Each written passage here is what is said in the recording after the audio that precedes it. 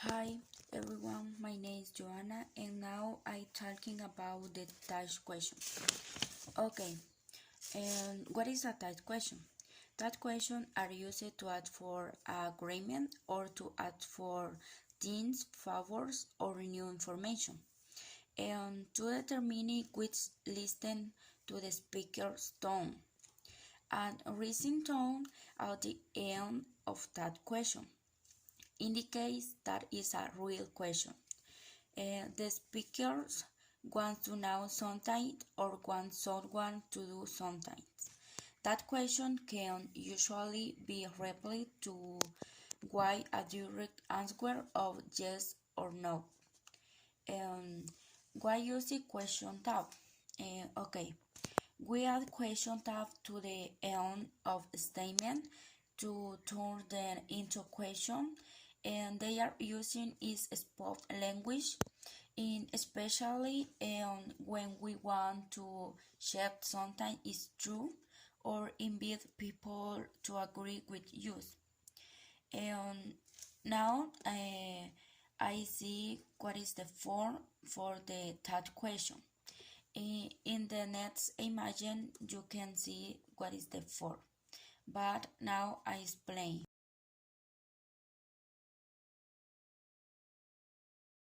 For the negative, you can use a negative statement and then I use a positive that question.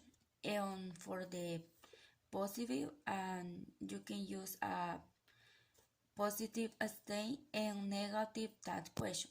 Okay, now what is the ruler for that question? Okay, the questions are made using an auxiliary verbs. For example, is, are, have, was, have, could, should, and the others. And using an subject pronoun. For example, you, they, she, it, we, and the others. The tense of the statement and the question that must match. For the negative question, that uses the contraction. The contraction form for or helping verbs and note. For example, did, had, won, and the others. If the sentence is positive, the question that must be negative and vice versa. Look at this example to see how the questions that are used. She is a doctor, isn't she? He isn't her. Is he? Carlos eats pizza, doesn't he? They could hear me. Could they? I never on time. And I?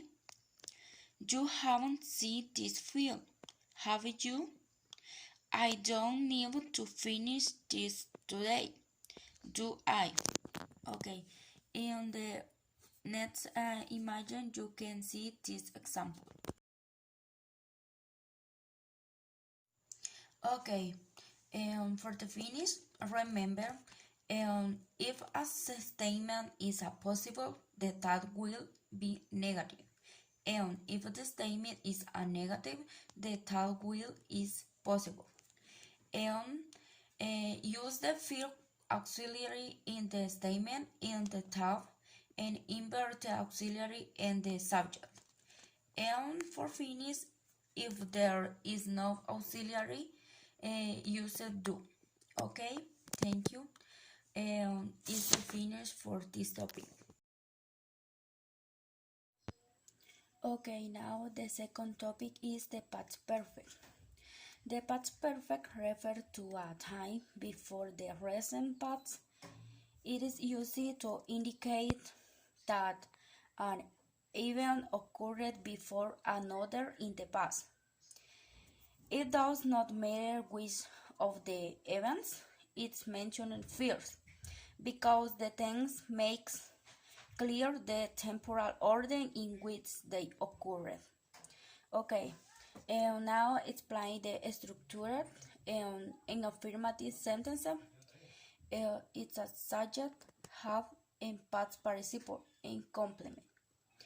For example, we have lived in Spain before 167.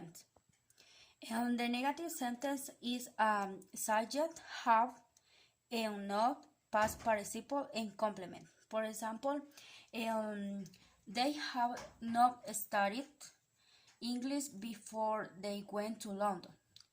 And interrogative form is had plus subject plus past participle and complement. And finish the question mark. For example, have they studied English before they went to London? It's very important when using have, the verb always is in past participle. Okay, now look this example. In affirmative, I have been at home. In negative, I have not been at home. In interrogative, have I been at home? The second example, you have enjoyed it, is affirmative. And negative, you have not enjoyed it. And interrogative, have you enjoyed it? Okay, in the last image you can see any example.